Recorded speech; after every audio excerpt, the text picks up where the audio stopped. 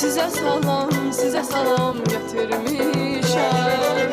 Lale renkli yanaklardan, Bal süzülen dodaqlardan.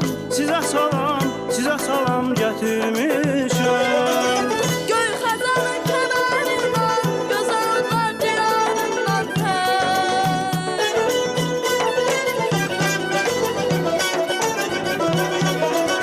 Göy xəzanın kənarından, gözəllər diyarından Zamanın vüqarından, Koroğlunun nigarından, size salam getirmişəm.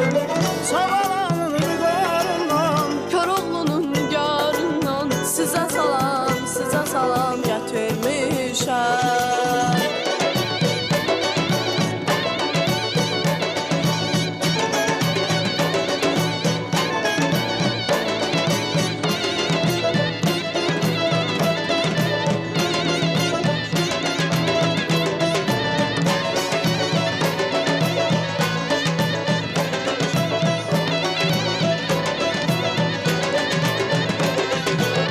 Qoç ləbinin həcərindən, Qoç ləbinin həcərindən, İsrafilin hünərindən, İsrafilin hünərindən,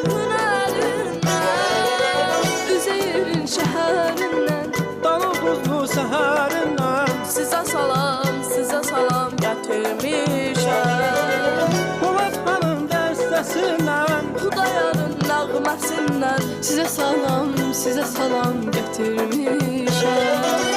Qatar durmadan, yaşıl başlı sonalardan,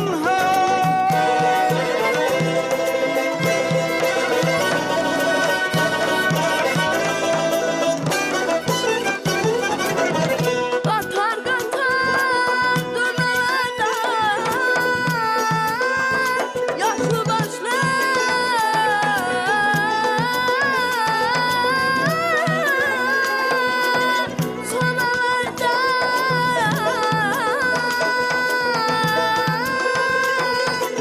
Azərbaycan diyarından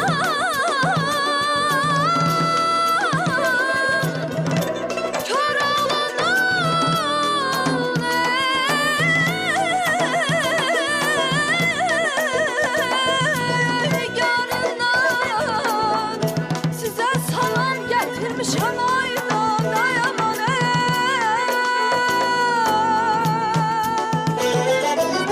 Qatar durmadan, yaşlı başlı sonalardan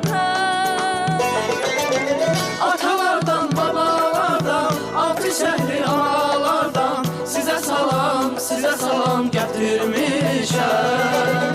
İlginlərin atasından, şəhidlərin analarından,